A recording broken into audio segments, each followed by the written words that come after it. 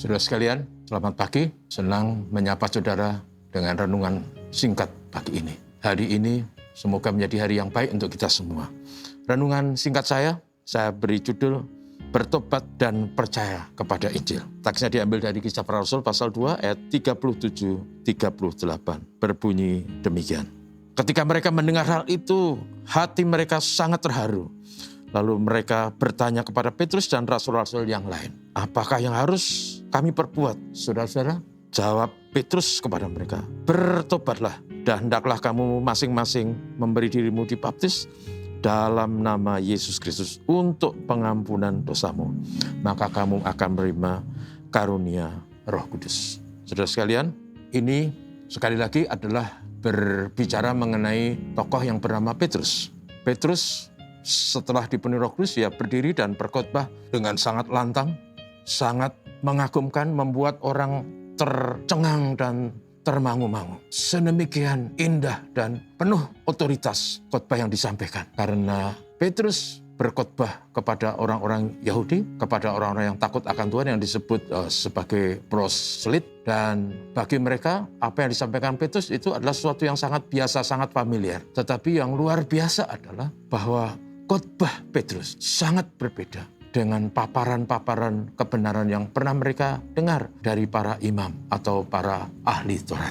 Atas khotbah itu, mereka kemudian bertanya kepada saudara-saudara, apakah yang harus kami perbuat? Dan Petrus kemudian menjawab, bertobatlah dan percayalah kepada Injil. Berilah dirimu dibaptis dalam nama Kristus. Jawaban ini, saudaraku, adalah persis seperti yang disampaikan Tuhan Yesus di awal khotbahnya kepada orang-orang banyak. Kerajaan Allah sudah dekat, bertobatlah dan percayalah pada Injil. Dan itu juga sebenarnya yang disampaikan oleh Petrus. Pada waktu orang-orang itu bertanya apa yang harus dilakukan, Petrus berkata, bertobatlah. Bertobat itu artinya berbalik dari perilaku yang jahat, berbalik dari cara hidup yang mengabaikan kebenaran, cara hidup yang rusak pikirannya, omongannya, tingkah laku dan perbuatannya. Berbalik dan kemudian menghidupi gaya hidup yang baru, yang sesuai dengan kebenaran firman Tuhan dalam omongan, dalam tingkah laku, dalam pikiran, dan dalam perbuatan. Dengan demikian, maka apa yang dikatakan Petrus itu adalah menjadi sebuah keharusan bagi siapapun yang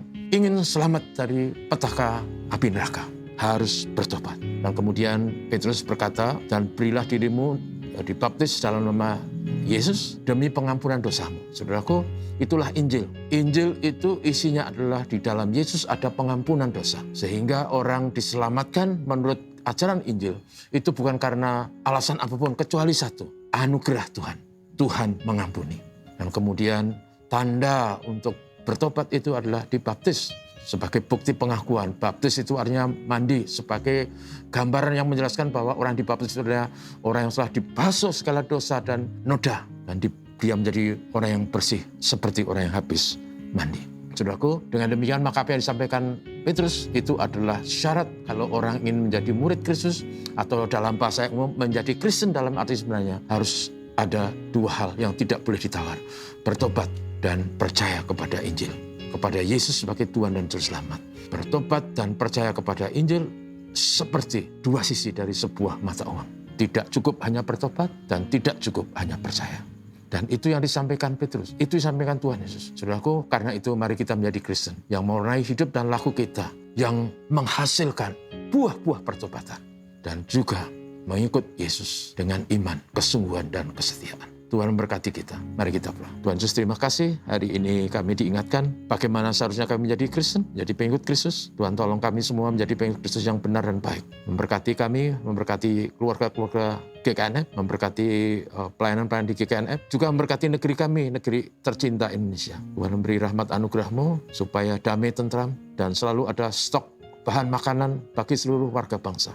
Terima kasih, berkatilah pemerintah yang ada. Bapa, ini doa kami dalam nama Yesus. Amin. Selamat pagi, saudara.